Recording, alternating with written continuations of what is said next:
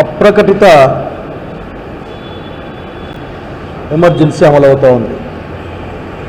అంతకంటే ఇంక అడుగులో ముందుగా మాట్లాడాలేమో. నియంతృత్వ ధోరణుల్లో ఆంధ్రప్రదేశ్ రాష్ట్రంలో పరిపాలన సాగుతూ ఉంది. నిన్న నేను చంద్రబాబు నాయుడు గారిని అబద్ధాలు చెప్తారు, మోసపు మాటలు చెప్తారు అనే అంశాన్ని ప్రజలతో వివరించడం కోసం సింగనమలకి వెళ్ళాలి అనుకున్నాను. సింగనమలకి వెళ్తే అక్కడ రామాలయం ఉంటుంది. దశాబ్దాలుగా, బహుశా శతాబ్దాలు కూడా చెప్పొచ్చేమో, దశాబ్దాలుగా అక్కడ అన్ని పార్టీల వాళ్ళు రకరకాల ఫంక్షన్లు కానీ పెద్ద మనుషులు కూర్చొని మాట్లాడుకోవడం కానీ అక్కడ జరుగుతూ ఉండేది. నిన్న మీకు అనుమతి లేదు, మేము నిరాకరించాం అని నాకు చెప్పారు. నేను డిఎస్పీ గారికి కూడా ఫోన్ చేసి అడిగాను. లేదండి, మాకు కాదండి అదే అని చెప్పాను. అసలుకి నేను ఎవరు కూడా, ముఖ్యంగా పోలీస్ డిపార్ట్మెంట్ వాళ్ళు కోపగించుకోవద్దండి, కోపం వచ్చేస్తుంది మీకు. కానీ కొన్ని విషయాల్ని డీజీపీ గారైనా చెప్పాలి, లేక ప్రజలు పౌర సమాజమైనా చెప్పాలి. నాకు చెప్పిన మాట పోలీస్ యాక్ట్ 30 అమల్లో ఉంది అక్కడ, కాబట్టి మీ మీటింగ్ని మేము పర్మిషన్ ఇస్తాము, ఇవ్వలేము అని చెప్పారు. సిస్టంలో ఎట్లా ఉంటుంది, డీజీపీ గారు, మళ్ళా ఐజీ గారు, మళ్ళీ ఎస్పీలు, డిఎస్పీలు, సిఐలు, ఎస్ఐ గారులు, హెడ్ కానిస్టేబుల్, ఇంకా హోమ్ గార్డులు ఉంటారు అనుకోండి. పాపం ఇది సిస్టమ్. ఇది నేను ఒక్కసారి మళ్ళీ కోరుతా ఉన్నా, మళ్ళీ మీకు కోపం రాకూడదు. పోలీస్ డిపార్ట్మెంట్ వాళ్ళకి మళ్ళీ కోపం వస్తుంది మీకు. ఒకసారి 30 యాక్ట్ ఏం చెప్తుందో చూడమని నేను కోరుకుంటా ఉన్నా. పోలీస్ యాక్ట్ 30 అనేది రెగ్యులరైజేషన్ చేయడానికి ఉపయోగించిన చట్టమే కానీ నిషేధాలని అమలు చేయడానికి ఉపయోగించిన చట్టం కాదన్న సంగతి ప్రపంచమంతా తెలుసు. బహుశా మీరు మర్చిపోయారేమో నాకు అనుమానంగా ఉంది. ఎందుకంటే చాలా కాలం క్రితం ఇది వచ్చిన చట్టం. ఇది 19లో రాలే. ఇది 1800 అద్దాలు కూడా ఎక్కడ పడ్డాము. ఇది 1861 సంవత్సరంలో నుంచి అమల్లో ఉంది. ఈ పోలీస్ యాక్ట్ అనేది 30 అనేది ఇప్పుడు దాదాపు 100 ఏళ్ళు దాటిపోయి 200 ఏళ్ళు దాటుతున్నట్లు దాదాపు అప్పటి నుంచి అమల్లో ఉంది. బ్రిటిష్ రాజ్యం లాంటి రాజ్యంలో అత్యంత గట్టిగా, లేకుంటే మన చదువుకున్న పుస్తకాల్లో దుర్మార్గంగా చట్టాలు అమలు చేసి ఉంటే స్వాతంత్ర పోరాటంలో అన్ని సభలు సమావేశాలు ఎట్లా జరిగాయో అర్థం చెప్పగలరా మీరు ఎవరైనా? వాళ్ళు కూడా దీన్ని దీని యొక్క అర్థం చేసుకోలే. వాళ్ళు కూడా ప్రజాస్వామ్యబద్ధంగా అర్థం చేసుకున్నారు. మీరు ఏది మాట్లాడినా పర్మిషన్ తీసుకోవాలా? రేపు శాంతియుతమైన నిరసనలకి భారత రాజ్యాంగమే అనుమతి ఇచ్చింది కదా. మీరు దాన్ని మర్చిపోతే ఎట్లా? అసలుకు మీరు ఆర్టికల్ 19A, 19(1)B శాంతియుతంగా సమావేశం అయ్యే హక్కు భారత రాజ్యాంగం చెప్పింది. ఈ భారత రాజ్యాంగం అనుసరించే ఈ దేశంలో పరిపాలన సాగుతూ ఉంటుంది. దీంట్లో 19(1)Bలో శాంతియుతంగా సమావేశం అయ్యే హక్కు కలిగి ఉన్నాం. అది కూడా ఆయుధాలు లేకుండా శాంతియుతంగా సమావేశం నిర్వహించే హక్కు కలిగి ఉన్నాం. మరి ఎట్లా? ఏమున్నాయి మా చేతులు కాళ్ళు తప్ప? మీరు రాజ్యాంగ లక్ష్యాలకి, రాజ్యాంగ అనుసరణలకి మీరు వ్యతిరేకంగా పనిచేస్తూ ఉన్నారని మీరు భావిస్తే మీరు సరిదిద్దుకునే ప్రయత్నం చేస్తారు. మిమ్మల్ని మేము సరిదిద్దలేం, ఎందుకంటే మీరు మా మాట వినరు ఒక్క నిమిషం కూడా. అట్లాగే 19(1)Aలో స్పష్టంగా చెప్పారు, భావ ప్రకటన స్వేచ్ఛ ఉంది, అట్లాగే భావాలను వ్యక్తీకరించే స్వేచ్ఛ ఉంది. ఈ భారత రాజ్యాంగానికి అంతిమ ప్రభువులైన పౌరులు తమ అభిప్రాయాలని ఆలోచనల్ని స్వేచ్ఛగా వ్యక్తం చేసే హక్కు ఉందన్న విషయాన్ని కూడా మీకు గుర్తు చేస్తూ ఉన్నాను. అట్లాగే ప్రాథమిక హక్కుల్లో రైట్ టు ఫ్రీడమ్ ఉంటుంది. ఈ రైట్ టు ఫ్రీడంలో ఆర్టికల్ 1922 వరకు కూడా భావ ప్రకటన స్వేచ్ఛ, సమావేశాల స్వేచ్ఛ, సంఘాలు పెట్టుకునే స్వేచ్ఛ, దేశంలో ఎక్కడైనా తిరిగే స్వేచ్ఛ, జీవించే హక్కు, వృత్తి చేసుకునే హక్కు దాంట్లో ఉంటాయి. ఒకవేళ మీకు ఏదైనా ఇబ్బందిగా అనిపిస్తే మీరు రెగ్యులరైజ్ చేయాలి, దాన్ని రెగ్యులేషన్ చేయాలి.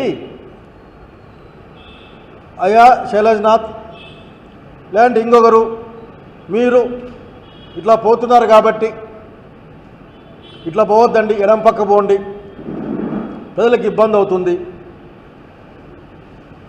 అని చెప్పాలి. కానీ నీకు మీరు పోకూడదు, మీ మీద కేసులు పెడతాం, కేసులు పెట్టిస్తాం, మమ్మల్ని ఏమనుకోవద్దని మాకు చెప్తే మేము భారత రాజ్యాంగాన్ని నమ్ముకున్న వాళ్ళం ఎక్కడికి పోవాలి? ఇక్కడ మా దగ్గర ఎర్ర మంత్రగాల బుక్ లేవు, మా దగ్గర లేవు. భారత రాజ్యాంగం మా దగ్గర ఉంది. మాకు శాంతియుతంగా సమావేశం అయ్యే హక్కు ఉంది. పుస్తక ఆవిష్కరణ కూడా మీరు మమ్మల్ని వేరే ప్రాంతానికి మార్చుకోమని చెప్పారు. నార్పల్లో మన చంద్రబాబు నాయుడు గారు ప్రజలకు చేసిన వెన్నుపోట్లు గుర్తు చేస్తూ ప్రజలు రోడ్డు మీదకి వస్తే ఒక్కటి అవాంఛనీయ సంఘటన జరిగిందా? అన్ని వేల మంది అక్కడ గుమికున్నా సరే ఒక్కరైనా సరే ఏమైనా ఎక్కడైనా వేశారా? పైగా దీంట్లో మినహాయింపులు కూడా దీంట్లో ఉన్నాయి. ఆ మినహాయింపులు ఎక్కడ మేము భారత సార్వభౌమాధికారాన్ని, సమగ్రతని గుర్తిస్తూ ఉన్నాం. మాకు విదేశాలతో ఏం సంబంధాలు లేవు. ఉంటే ఉన్న మా ఫ్రెండ్స్ ఉంటే ఉండొచ్చు కాక. అట్లాగే మాకు కోర్టు ధిక్కారం కానీ మర్యాద, నీతి అన్నీ కలిగి ఉన్నాం. ఎవరికి పరువు నష్టం కలగజేయాలనుకోవడం. పరువు నష్టం అంటే పాలిటిక్స్ మాట్లాడేమో, మీరు అమలు చేయలేదంటే వాళ్ళు బాధపడతారు కదా అని. వాళ్ళు ప్రభుత్వాన్ని, ప్రజలు ఎన్నుకున్న ప్రభుత్వాన్ని అమలు చేయలేదని నిరసన జరిగే హక్కు ఈ భారతదేశంలో ప్రజానీకానికి ఉంది. కనుక మీరు ఏదైనా ఉంటే కొద్దిగా అటు ఇటు వెళ్ళొచ్చండి, మీరు లేదండి చెప్పచ్చు. మొన్నటికి మొన్న మా పిల్కాయల ఆఖరికి ఈ చనిపోయిన ఇంటర్మీడియట్ అమ్మాయికి న్యాయం జరగాలి అని పోతే కూడా మీరు అడ్డగించే ప్రయత్నం చేశారు. అక్కడ ఏడుగుర్రాలపల్లిలో ఒక చిన్న బిడ్డకు అన్యాయం జరిగితే దాన్ని అణచివేసే కార్యక్రమం తప్ప, దాన్ని ఎవరు మాట్లాడకూడదు, పోకూడదు, చూడకూడదు అనే కార్యక్రమం తప్ప అది పోయే హక్కును ఎక్కడైనా పోయే హక్కు కలిగి ఉన్నాం. కనుక మీరు అర్థం చేసుకోవాలా. దయచేసి మీకు ఇంకో మాట చెప్తా ఉన్నా, అక్కడ గుర్తుపెట్టుకొని కోరుతా ఉన్నా. అయ్యా ఇవన్నీ కూడా in front of court, in front of law చాలా విస్తృతంగా డిస్కస్ చేయబడ్డాయి. సర్వోన్నత న్యాయస్థానం కూడా దీని మీద ఇన్వాల్వ్ అయ్యి వాళ్ళు ఒక జడ్జిమెంట్ ఇదిగో ఇచ్చి ఉన్నారు. Himmatlal versus police commissioner of the Bombay 1972లో స్పష్టంగా సుప్రీంకోర్టు తీర్పు చెప్పింది. కాపీ కావాలంటే ఇస్తాను. అన్ని బహిరంగ సమావేశాలు, ఊరేగింపులపై పూర్తి నిషేధం విధించే అధికారం పోలీస్ కమిషన్కి ఇస్తే దాన్ని కొట్టేసింది. అట్లా అధికారం లేదని చెప్పింది. కాబట్టి ఈ రోజున చంద్రబాబు నాయుడు గారు లా అండ్ ఆర్డర్ చూస్తూ ఉన్నాడు కాబట్టి సీఎం గారు వారు గుర్తుపెట్టుకోవాలా, మీరేదో 1861 నుంచి అమల్లో ఉన్న బ్రిటిష్ వాళ్ళ చేతులు అమలు చేయబడ్డ పోలీస్ యాక్ట్ 30ని మా మీద ప్రయోగించి మా దగ్గర ఇంకేమీ లేదనే ప్రయత్నాన్ని మీరు చేస్తే మేము నిషేధిస్తామని చెప్తే అది భారత రాజ్యాంగానికి, భారత రాజ్యాంగ ప్రాథమిక హక్కులకి, సూత్రాలకి వ్యతిరేకమైన సంగతి గమనించమని నేను పోలీస్ శాఖ వారిని సవినయంగా కోరుతా ఉన్నాను. అప్పుడప్పుడు మీరు ప్రజలకు ఓరియంటేషన్ ప్రోగ్రామ్స్ పెడతా ఉంటారు. ఈ వరకట్నం మీదనో లేక మత్తు పదార్థాల మీద ఇటువంటి అంశాల మీద ప్రజా సమాజానికి ఉపయోగపడే ఓరియంటేషన్ ప్రోగ్రాం పెడతా ఉంటారు. ప్రాథమిక హక్కులపైన, అట్లాగే ప్రాథమిక హక్కుల్లో పౌరునికున్న బాధ్యతలపైన కూడా మీరు ఓరియంటేషన్ క్లాస్ ప్రజలకే కాదు, దయచేసి మీ డిపార్ట్మెంట్లో కూడా ఒక లెసన్గా పెట్టుకోమని నేను సవినయంగా కోరుకుంటా ఉన్నాను. మీరు కోపగించుకోకూడదు. ఒక ర్యాలీకి అనుమతి అడిగితే అది అనుమతి కాదు, ఇన్ఫర్మేషన్. అది పోలీస్ యాక్ట్ 30 అమలు లేకుండా ఉందని నువ్వు అనుకుంటే ఆ టైం ఏంటి, ఆ పోయే దారి ఏంటి, ఎంతమందితో పోవాలా చెప్పే ప్రయత్నం చేయొచ్చు మీరు. కానీ దానికి కారణాలు చెప్పాలి. ఊరకనే మీరు పోద్దండి. ఇప్పటికిప్పుడే పాపం మా నాయకుడు జగన్మోహన్ రెడ్డి గారు, జననాయకుడు జగన్మోహన్ రెడ్డి గారు రేపు సత్తెనపల్లి గ్రామానికి వెళ్తామని చెప్పారు. అక్కడ ఒక కార్యకర్త అమానుషంగా అసలుకి బాధలతో చనిపోయాడు. అక్కడ అతని విగ్రహావిష్కరణకి మీరు 10 బండ్లు పోండి, పోయే బైకుల నంబర్లన్నీ ఇవ్వండి, 100 మందికి ఒక మనిషి పేరు ఇవ్వండి. ఈరోజే కొత్తగా ఉద్యోగాలు చేస్తున్నామా గౌరవ డీజీపీ గారు? ఎన్ని సభలు సమావేశాలు జరిగాయి. రేపు విశాఖపట్నంలో అది యోగా డే జరగబోతా ఉంది. 5 లక్షల మందిని అక్కడ మీరు యోగా డేలో కూర్చోబెట్టబోతా ఉన్నారు. మరి 100 మందికి ఒక్కొక్క పేరు ఏమైనా తీసుకున్నారో కూడా చెప్పాలి. 5 లక్షల మంది కదా.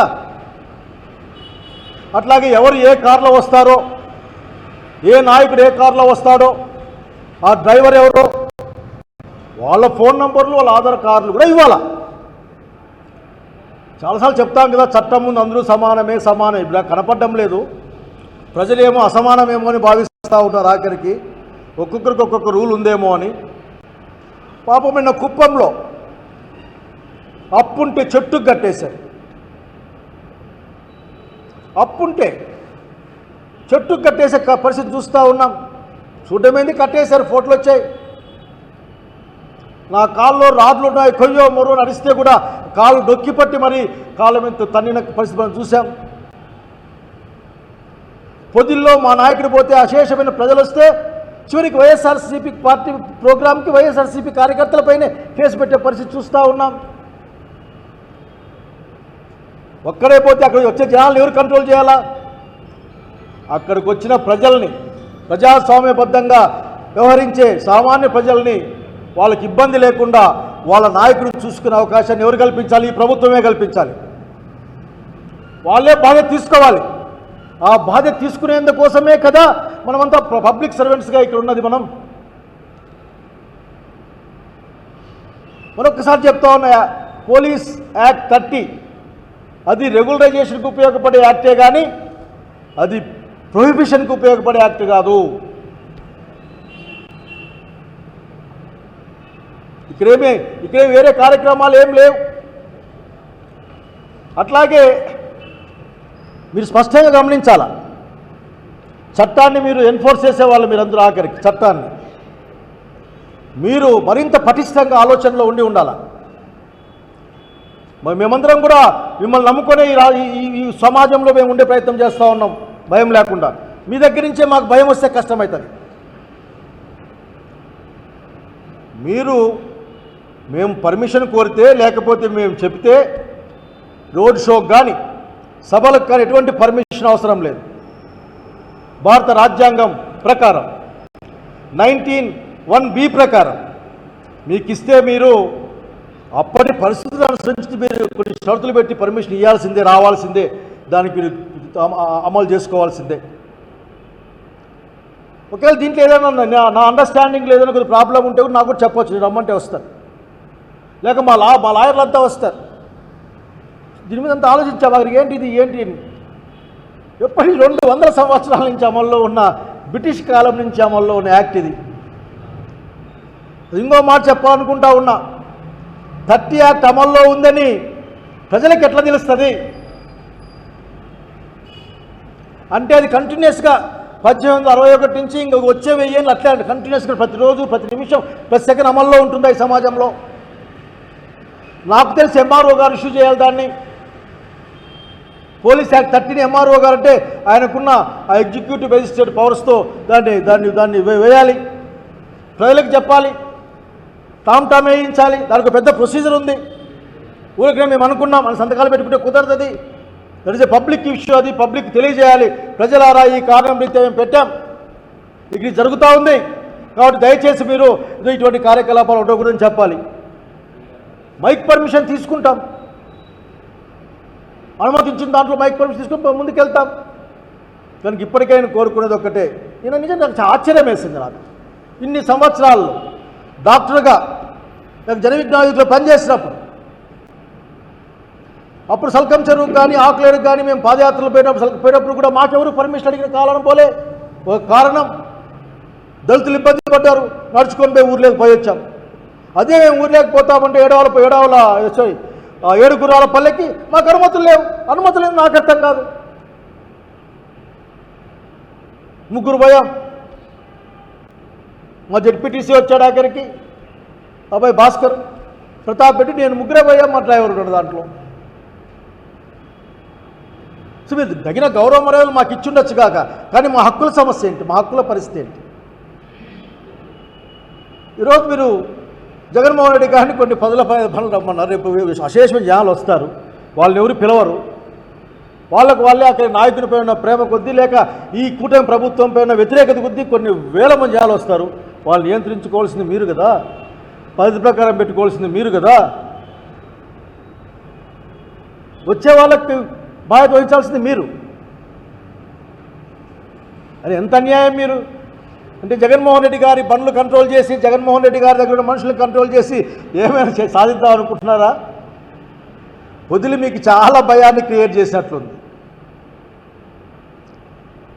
వచ్చే కాలం అంతా అప్రహతిఘాతంగా జగన్మోహన్ రెడ్డి యొక్క పురోగమనమే ఉంటుంది తప్ప మీరు ఎన్ని అడ్డంకులు కల్పించినా సరే ఆఖరికి ప్రజలు దాన్ని ఒప్పుకోని విషయాన్ని గుర్తు చేస్తూ ఉన్నాం.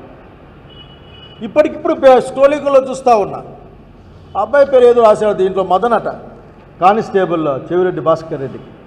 ఆ అబ్బాయి డీజీపీకి ఉత్తరం రాశాడు, అయ్యా వీళ్ళను నన్ను ఏది హింసిస్తున్నారు, భయపడిస్తున్నారు, కొడతా ఉన్నారు, తప్పుడు స్టేట్మెంట్ ఇమ్మంటా ఉన్నారు, నేను నాకు ఉద్యోగం లేకపోయినా పర్వాలేదు, నేను ఆ మీటింగ్కి పోలేనయ్యా అని ఆయన లెటర్ రాశాడు.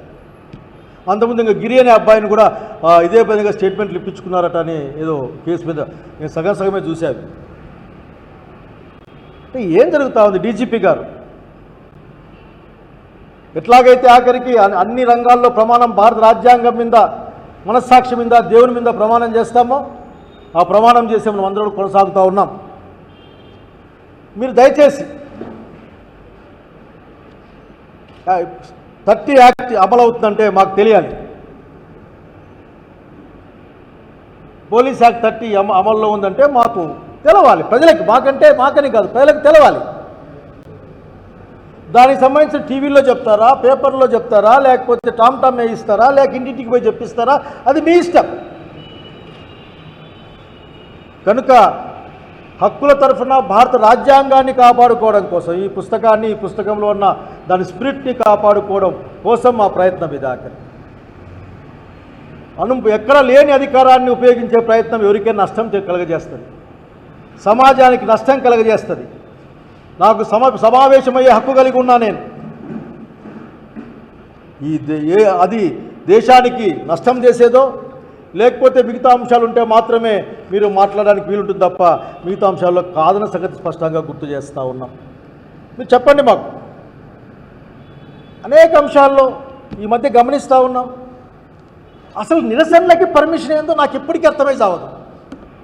ఈ ప్రభుత్వం పట్లనో ఇంకో సంఘటన పట్లనో ఒక అంశం పట్ల ప్రజలకు వ్యతిరేకంగాను ప్రజలకు కష్టంగానో ఉంది, ఆ విషయం తెలియజెప్పాలనుకుంటే తెలియజెప్పేవాడి పర్మిషన్ కావాలా? ఎవరికి తెలియజెప్పాలో వాళ్ళ పర్మిషన్ తీసుకొని వాళ్ళకి తెలియజెప్పాలా? నాకు అర్థం కాదు.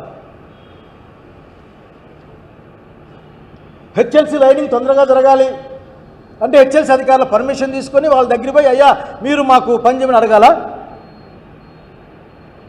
జగన్మోహన్ రెడ్డి ప్రవేశపెట్టిన అమ్మ ఒడిని తల్లికి వందనంగా మార్చి సరిగ్గా అమలు చేయలేకపోతే దాని నుంచి మాట్లాడాల్సి వస్తే ఆఖరికి ఆయన అడిగి పర్మిషన్ తీసుకుని మాట్లాడాలనా? ఏంటిది? ఏదో ముట్టడో లేకపోతే దిగ్బంధనమో ఇటువంటివి మన రాస్తా రోకోలో ఇటువంటివి ప్లాన్ చేస్తే మీరు ప్రజలకు ఇబ్బంది, సమాజానికి ఇబ్బంది కాబట్టి మాట్లాడని చెప్పచ్చు. కానీ శాంతియుతంగా ఒక పేపర్ ఇచ్చి వస్తామంటే కూడా మీ యొక్క పరిమితులు కావాలి. మా పుస్తకాన్ని మేము ఓపెన్ చేసుకుంటామంటే కూడా పుస్తకావిష్కరణకు కూడా టైం కావాల్సి వస్తే ఇంక నేను అసలు I cannot say that. So I'm requesting you all the people, don't be angry, try to understand the fundamental rights of the Indian Constitution is violated or in the process of violation every day in the state. Their fundamental rights, the right to expression, right to speak, right to assemble, the right to show their protest, all are the fundamental rights. So once again I am requesting all the people, please, మీరే మాట్లాడుకోండి. భారత రాజ్యాంగానికి అంతిమ నిర్ణేతలు ప్రజలే. ఇది ఆ బుక్లో ఈ బుక్ని ఎవరు రాసి పంపలే. ఈ పుస్తకాన్ని బాబాసాహెబ్ అంబేద్కర్ దీన్ని తయారు చేస్తే, వాళ్ళ గుంపు తయారు చేస్తే, భారత ప్రజల తరఫున పార్లమెంట్ దీన్ని ఆమోదిస్తే అమల్లో ఉంది ఇది. కాబట్టి దయచేసి ప్రాథమిక హక్కుల్ని భంగం చేయొద్దని పోలీస్ యాక్ట్ అనే ఒక బూచిని చూపించి అక్కడ ఏముంది ఎవరికి అర్థం కాదు. అక్కడ అదొక బ్రహ్మ పదార్థం. ఆ బ్రహ్మ పదార్థాన్ని చూపించి ప్రజల్ని తమకున్న అనేకమైన హక్కుల్ని కోల్పోయేదాని కోసం మీరు కారణం కావద్దని నేను కోరుకుంటా ఉన్నాను. This is democratic country. ఇక్కడ లిఖిత పూర్వకమైన రాజ్యాంగం ఉంది. ఇక్కడ రిటర్న్ కాన్స్టిట్యూషన్. ఇది ఎవరికి వాళ్ళు మాట్లాడుకోవడానికి లేదు. ఇక్కడ ఇది రిటర్న్ కాన్స్టిట్యూషన్, లిఖిత పూర్వకమైన రాజ్యాంగాన్ని కలిగి ఉన్న దేశం, సమాజం ఇది. అన్ని న్యాయబద్ధమైన శాంతియుతమైన కార్యక్రమాలకు ఇప్పటి నుంచైనా మీరు అన్ని ఏర్పాట్లు చేయమని సవినయంగా మిమ్మల్ని కోరుకుంటా ఉన్నాను. నమస్కారం.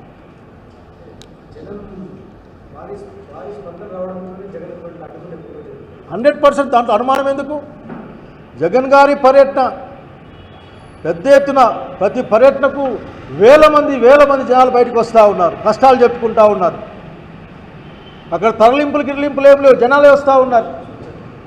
కానీ దాన్ని చూసి భయపడి కట్టడి చేయడం కోసం తప్ప ఇది ఇంకోటి కాదు ఆఖరికి. So all these restrictions